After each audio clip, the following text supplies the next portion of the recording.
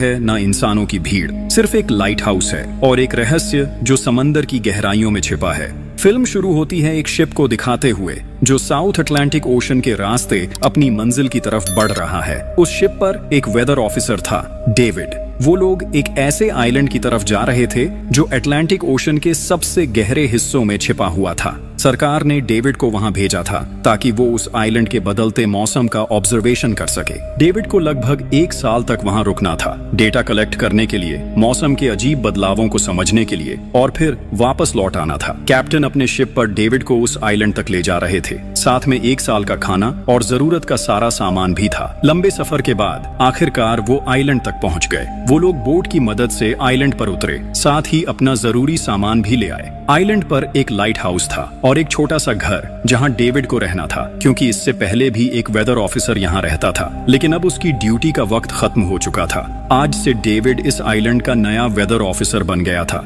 और पुराना officer Robert अब कैप्टन एक्सेल के शिप में घर लौटने वाला था। लेकिन उस घर में जाकर वो लोग हैरान रह गए। किसी भी इंसान का नामो निशान नहीं था। रूम के अंदर फर्नीचर बिखरे हुए थे, सब कुछ उल्टा पुल्टा था। शायद लाइट हाउस में कोई हो सकता है। कैप्टन और डेविड बिना वक्त गंवाए लाइट हाउस की तरफ बढ़ते हैं और वहां एक अजीब नजारा देखते हैं। पूरा लाइट हाउस तेज और नुकीले लकड़ों से घिरा हुआ था, जैसे किसी ने जानबूझकर उसे बंद कर दिया हो ताकि कोई भी अंदर ना जा सके। कैप्टन और डेविड ने लाइट हाउस का गेट कई बार नॉक किया, लेकिन कोई रिस्पॉन्स नहीं मिला। आखिर में उन्होंने गेट को जोर से धक्का दिया और अंदर घुस गए। लाइट हाउस के बिल्कुल ऊपर उन्हें एक आदमी मिला जिसका नाम ग्रूनर था। वो लेटा हुआ था। जब उन्होंने ग्रूनर से पुराने वेदर ऑफिसर के बारे में पूछा तो उसने काफी बेपरवाही से जवाब दिया, वो मर गया है, कोई भयानक बीमारी थी उसे। कैप्टन ने जब उससे डेड बॉडी के बारे में पूछा तो उसका जवाब और भी ज्यादा अजीब था, शायद किसी ने मार दिया होगा। ग्रूनर की बातें सुनकर डेविड और कैप्टन दोनों चौंक गए।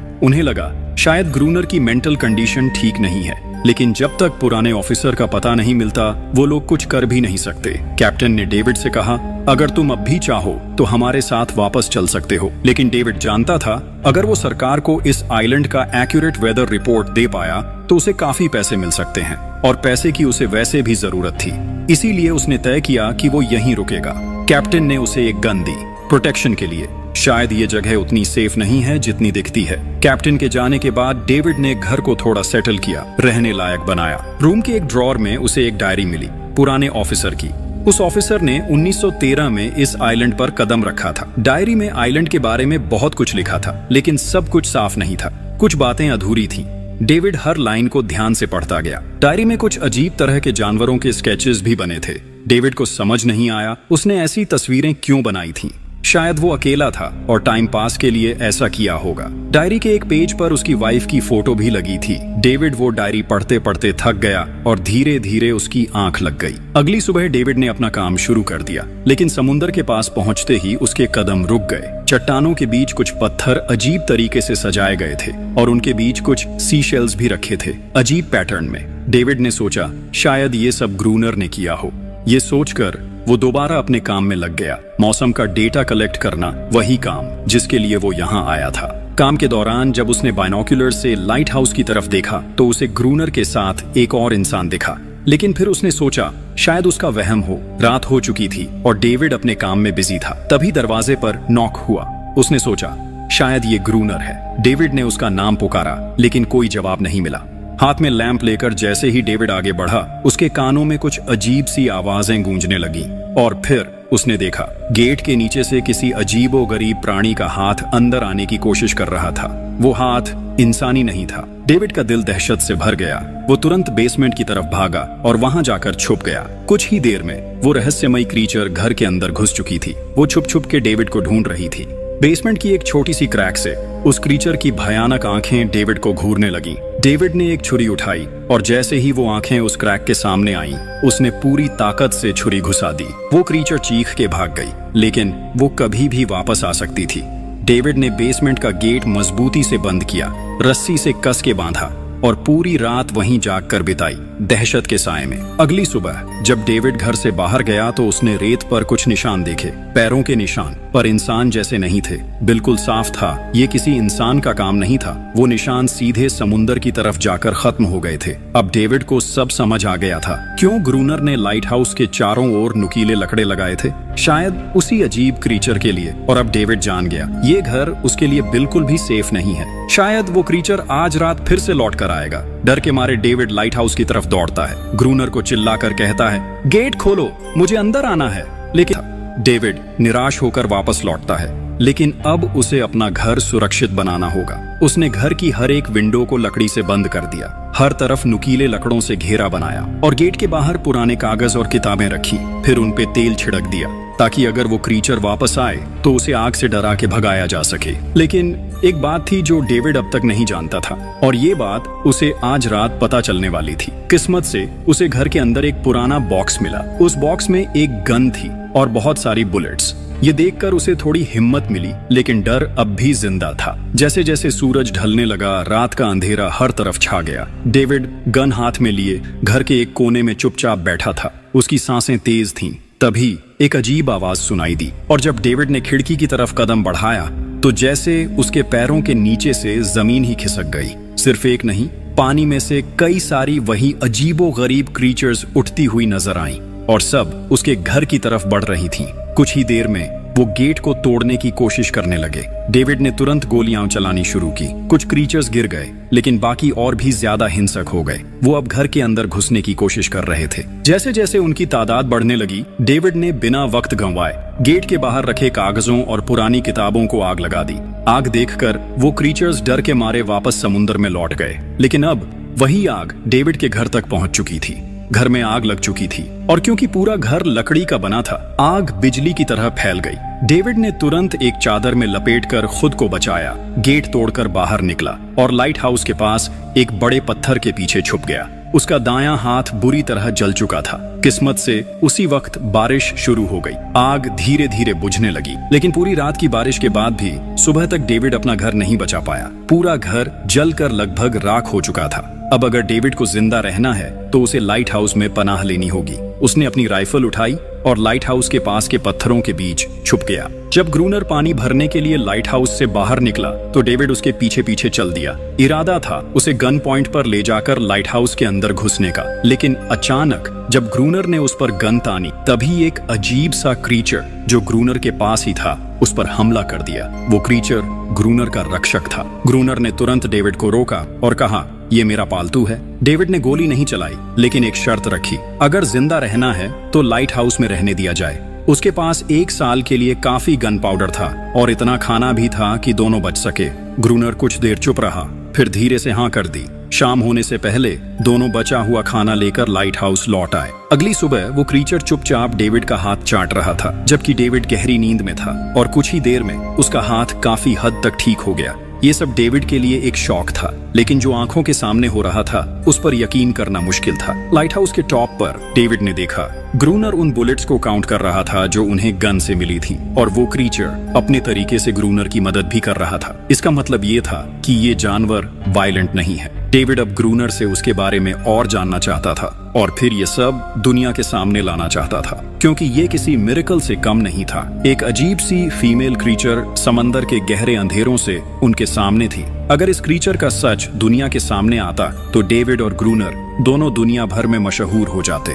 लेकिन ग्रूनर को ये सब नहीं चाहिए। वो इस आइलैंड से कहीं नहीं जाना चाहता। ग्रूनर के पास कोई अपना नहीं था। उसके हिसाब से सोसाइटी में कोई भी अकेला नहीं रह सकता। हर किसी को किसी न किसी का गुलाम या नौकर बन के रहना पड़ता है। इसीलिए उसके लिए ये आइलैंड परफेक्ट था। ये जगह जहां वो अपने आप को एक किंग समझता था, अपनी मर्जी का मालिक। इसी वजह से उसने आइलैंड के कई हिस्सों में लिख दिया था, ग्रूनर इज किंग। लेकिन वो अजीब सी फीमेल क्रीचर उसकी पालतू कैसे बन गई? असल में एक बार ग्रूनर ने उसकी जान बचाई थी। वो गलती से अपने फिशिंग नेट में फंस गई थी। तब वो क्रीचर छोटी थी और उस दिन के बाद से ग्रूनर के साथ ही रह गई। उसकी हर बात माननी शुरू कर दी। लेकिन ग्रूनर एक गुस्से वाला इंसान था और उसने कभी भी उस क्रीचर के साथ इंसानियत से बिहेव नहीं किया। उसके साथ रेगुलर फिजिकल रिलेशन रखता था। एक बार उस क्रीचर ने ग्रूनर पर हमला भी किया और उसके बदले में ग्रूनर ने उसे सजा दी, एक ऐसी सजा जिसके बाद वो क्रीचर अपने आप को ग्रूनर की नौकरानी समझने लगी।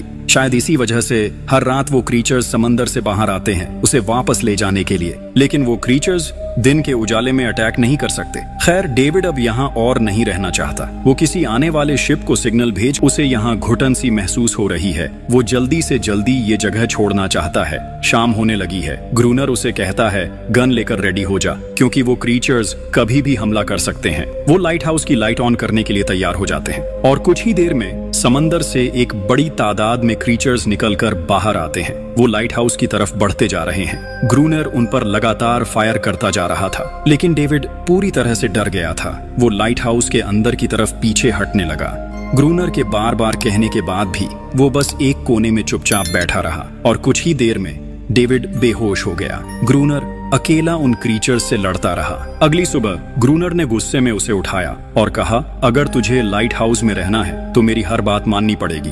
रोजाना पानी भर के लाना, लाइट हाउस के छोटे बड़े काम करना और रात को उसके साथ गार्ड ड्यूटी भी देना। चाहे डेविड चाहे या ना चाहे, ये सब करना उसके लिए मजबूरी बन गई थी। जिंदा रहने के लिए उसे लाइट हाउस में रहना ही पड़ेगा। डेविड अब ग्रूनर के सारे काम करने को तैयार था, लेकिन एक चीज थी जो उसे कभी पसंद नहीं आई। रोज रोज उस फीमेल क्रीचर को अलग अलग तरीकों से फिजिकली टॉर्चर करना। लेकिन जो इंसान सालों से इस सुनसान आइलैंड पे अकेला रह रहा हो, उसका मेंटल स्टेट थोड़ा बिगड़ना बनता है। डेविड भी कुछ ऐसा ही सोचता है। शायद ग्रूनर का दिमाग अब ठीक नहीं है, लेकिन फिर भी उसकी बात माननी पड़ती है। रात होती है। दोनों फिर से गार्ड ड्यूटी के लिए तैयार हो जाते हैं और एक बार फिर वो क्रीचर्स समंदर से निकलकर बाहर आते हैं। लेकिन आज डेविड को डर नहीं लग रहा। उसने फायर किया, पर आज ग्रूनर कुछ भी नहीं करता।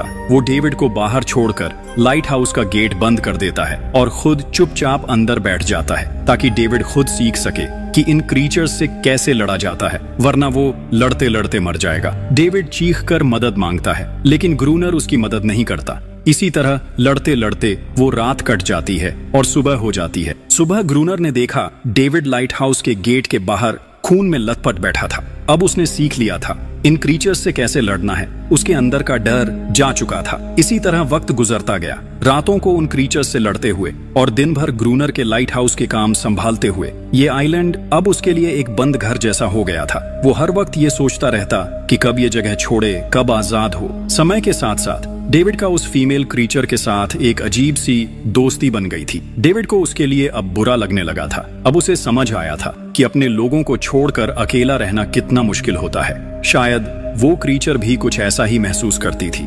डेविड ने उस क्रीचर को एक नाम भी दिया, एनेरियस। और फिर एक दिन उन्होंने देखा कि उन क्रीचर्स के अटैक्स धीरे धीरे कम हो रहे हैं। डेविड सोचता है शायद सर्दियों में वो कहीं और चले जाते हैं, जैसे वेल्स करती हैं, या फिर शायद उन्हें समझ आ गया था इन दोनों से लड़कर कुछ नहीं मिलेगा। लेकिन ग्रूनर ने उसे साफ कह दिया, बिल्कुल नहीं, वो फिर से अटैक करेंगे। अब वो खुद को रिप्रोड्यूस कर रहे हैं। उनकी तादाद बढ़ती जा रही है। कुछ और दिन ऐसे ही गुजर गए, लेकिन यहीं पे ग्रूनर से एक बड़ी गलती हो गई। वो दोनों खेल में इतने उलझ गए कि लाइट हाउस की लाइट्स ऑन करना ही भूल गए और अंधेरे का फायदा उठाकर क्रीचर्स ने उन पे अटैक कर दिया।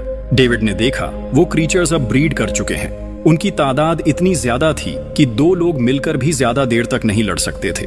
गन्स के बुलेट्स भी ऑलमोस्ट खत्म हो चुके थे। किसी तरह बचते बचाते वो लाइट हाउस के टॉप तक पहुंच गए, लेकिन इस बीच ग्रूनर के पैर में गहरी चोट लग गई। वो क्रीचर्स लाइट हाउस में घुसने की कोशिश कर रहे हैं और डेविड और ग्रूनर को कहीं से भी बचने का रास्ता नजर नहीं आ रहा। उन्होंने हार मान ली, लेकिन खुशकिस्मती से सुबह हो गई थी। जैसे ही सूरज धीरे धीरे उभरता है, वो क्रीचर्स लाइट हाउस छोड़ के समुंदर में वापस चले जाते हैं। अनारियस ग्रूनर के जख्म को ठीक करने की कोशिश करती है, लेकिन अब तक डेविड को समझ आ चुका था कि वो इन क्रीचर्स के साथ ये लड़ाई जीत नहीं सकते। बुलेट्स भी अब खत्म होने के करीब हैं। उनके पास खाना भी इतना नहीं है कि ये ज्यादा देर तक चल सके। अगले दिन खुशकिस्मती से जब डेविड लाइट हाउस के बाहर इधर उधर घूम रहा था, उसने समुंदर में एक जहाज देखा। वो जल्दी से अंदर से फ्लेयर गन लाया और जहाज को सिग्नल देने गया, लेकिन ग्रूनर ने उसे रोक दिया क्योंकि वो नहीं चाहता कि डेविड यहाँ से जाए। उसी वक्त अनारियस ने ग्रूनर पे हमला कर दिया। वो डेविड को ग्रूनर से बचाना चाहती थी। ग्रूनर किसी को भी ये आइलैंड छोड़ने नहीं देना चाहता। ये आइलैंड उसकी अपनी दुनिया है, जहाँ वो एक किंग की तरह रहता है, एक सर्वेंट है जो उसकी हर बात मानती है। धीरे धीरे वो शिप डेविड की आंखों के सामने समुंदर में गायब हो गई। अब उसके पास कुछ भी करने को नहीं था। ऐसे ही कुछ और दिन बीत गए। ग्रूनर डेविड और अनारियस दोनों के साथ अब भी बुरा बर्ताव कर रहा था, लेकिन अनारियस को वो खास तौर पे मारता था। जो डेविड को बिल्कुल पसंद नहीं था। एक दिन डेविड ने एनेरियस को एक छोटी टॉय बोट गिफ्ट में दी जो उसने व्हेल की हड्डियों से बनाई थी। शायद इससे एनेरियस का मन थोड़ा हल्का हो जाए, लेकिन जब एनेरियस ने उस बोट को देखा तो वो डेविड को आइलैंड के एक ऐसे कोने में ले गई जहां वाकई एक असली बोट रखी थी। जब डेविड ने उस बोट के बारे में ग्रूनर से पूछा तो उसने कहा हाँ, उसे ऑलरेडी पता था कि आइलैंड के उस हिस्से में एक बोट है। कुछ महीने पहले एक आर्म्स स्मगलिंग शिप जो बहुत सारा गोला बारूद ले जा रही थी, समुंदर में आई तूफान की वजह से इसी आइलैंड के पास डूब गई थी। कुछ लोग इस आइलैंड तक बोट के थ्रू जिंदा पहुंच गए थे, लेकिन सुबह होने से पहले उनमें से कोई भी जिंदा नहीं बचा। सभी उस क्रीचर का शिकार बन गए। ये सब सुनते ही डेविड के दिमाग में एक प्लान आया। उनके पास एक डाइविंग सूट जैसा कुछ था। अगर उनमें से कोई उस सूट को पहनकर समुंदर के उस हिस्से में डाइव करे तो हो सकता है उन्हें कोई बुलेट्स या डायनामाइट मिल जाए जिससे उन मॉन्स्टर्स से लड़ना आसान हो जाए। लेकिन ग्रूनर ने इस बात से सीधा मना कर दिया। वो उस समुंदर के पास भी नहीं जाना चाहता था, पर डेविड अपनी जान के खतरे पर भी ये काम करने को तैयार था। कुछ और दिन इसी तरह गुजर गए। डेविड और एनेरियस के बीच एक गहरा कनेक्शन बनने लगा। डेविड उसे पसंद करने लगा था। ये सब ग्रूनर ने चुपके से देख लिया और उसी वक्त पहली बार उसके मन में ये ख्याल आया, शायद उसे डेविड की मदद करनी चाहिए।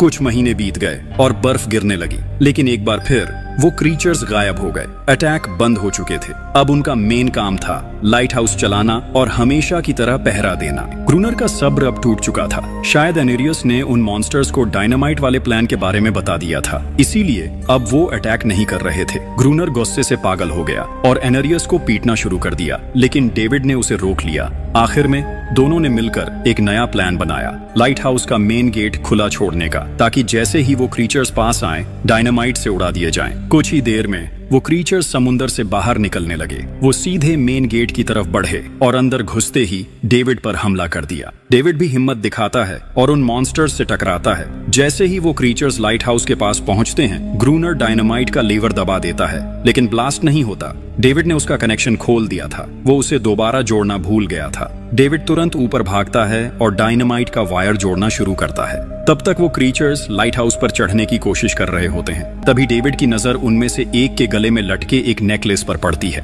और उस मोमेंट पर डेविड को अपनी सबसे बड़ी गलती का एहसास होता है। जिन क्रीचर्स को वो अब तक वायलेंट समझते आए थे, वो भी इंसानों की तरह सिविलाइज थे, सिर्फ बोल नहीं सकते थे। शायद उनका लाइट हाउस पर हमला करना किसी वजह से था, लेकिन ग्रूनर के लिए ये सब बेकार बातें थीं और हर किसी को उसका हुक्म मानना पड़ता था। उस दिन के बाद वो क्रीचर्स फिर कभी वैसे अटैक नहीं कर पाए ताकि एनेरियस वापस लौट आए, लेकिन कितना भी इंतजार किया, एनेरियस कभी वापस नहीं आई। एक सुबह डेविड ने देखा ग्रूनर बेहोश पड़ा था। उसके आसपास कुछ पुरानी चीजें रखी थीं। उनमें एक पुरानी तस्वीर भी थी और जैसे ही डेविड ने उस तस्वीर को देखा, वो हैरान रह गया। वो लड़की जिसका फोटो उसने पहले दिन ग्रूनर की डायरी में देखा था, वो कोई और नहीं, उसकी पत्नी थी। ग्रूनर की एक वाइफ थी और वो इस लाइट हाउस का वेदर ऑफिसर था, ताकि वो दिखाए कि उसका इरादा लड़ने का नहीं है, उसे किसी को चोट नहीं पहुंचानी। वो उनके साथ दोस्ती करना चाहता है। कुछ ही देर बाद समुंदर की लहरों से एनेरियस निकलती है और उसके पीछे पूरा क्रीचर्स का ग्रुप भी समुंदर से उभर आता है। लेकिन इस बार कोई भी डेविड पर अटैक नहीं करता, क्योंकि वो भी अब शांति चाहते हैं।